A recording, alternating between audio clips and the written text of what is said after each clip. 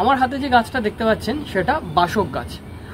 অনেকেই মা ঠাকুমাদের কাছে গাছের কথা কিন্তু শুনেছেন যে কাশি হলে কিন্তু এই গাছ ব্যবহার করা হয়, এমনকি বিভিন্ন রকম কাপ সিরাপেও কিন্তু এর ব্যবহার রয়েছে।